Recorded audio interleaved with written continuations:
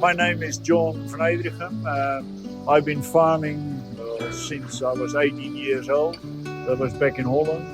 In 97 we came up to Tasmania and we started a farm here. I rang Lely on the mainland of Australia and said, listen, I want to buy 2 robots. And they said, where are you? I said, in Tasmania. They said, no, we're not going to sell you 2 robots.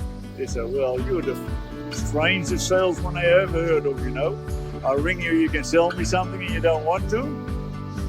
He said, I said, yeah, but the problem is if we sell the robots, we have to provide the service. And if there is no dealer there, we can't provide the service.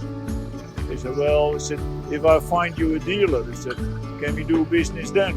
Back in 2008, John Van Adrichem had decided that he wanted to progress from his rotary farm into robotic milking. So he approached myself to be a service provider and work alongside Lely. I hadn't even seen a Lely robot at that point in time. I didn't even know what one was. But we went to Victoria and we had a look at them, and I said to John, well, if that's what you want to do, and then I'll support you. And that's, I guess, kind of how it got going. And I'd said to John, like, if you wanted to go down this road, you kind of need to have some skills of your own. So John and I went to robot school together, and so that was kind of interesting. So I went together with Craig to Melbourne and done the course for SL1 technician, and we got our robots. So that's how we started here.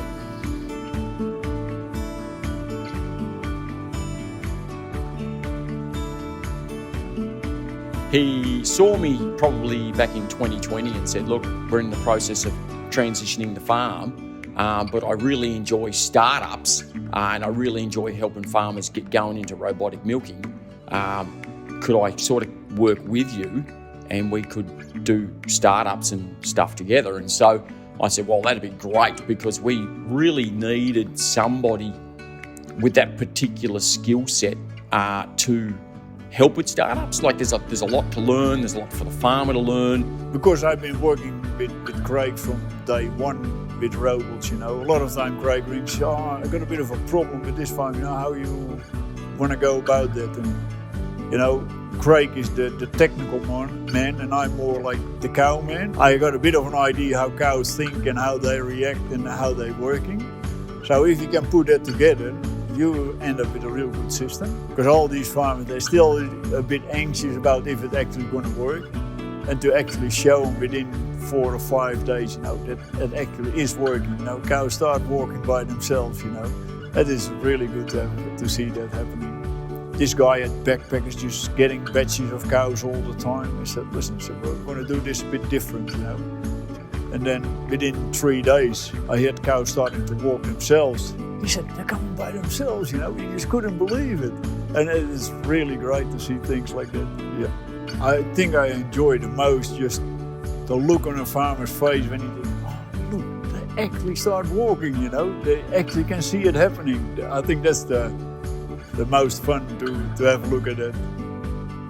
From my point of view, it was just wanting to try and make every startup as successful as we possibly can, and leveraging off John's knowledge and experience to try and help people all of a sudden go from robot, don't know very muches, to robot milking with 10 or 15 years background experience. And so it was just a way to help people transition into robotic milking and try and eliminate as many pitfalls and traps as we can. And so John has been fantastic for that. And of course, he's travelled all around Australia and New Zealand doing this for Lely. And we feel pretty lucky actually that he lives here in Tassie and he can help us do all our startups here. When I was a kid, you know, I just get a stool and a bucket and you had to milk a cow. My grandfather said, you can't be a farmer if you can't milk a cow by hand, you know. And then you see, you know, in like 50 years, how much have changed, you know.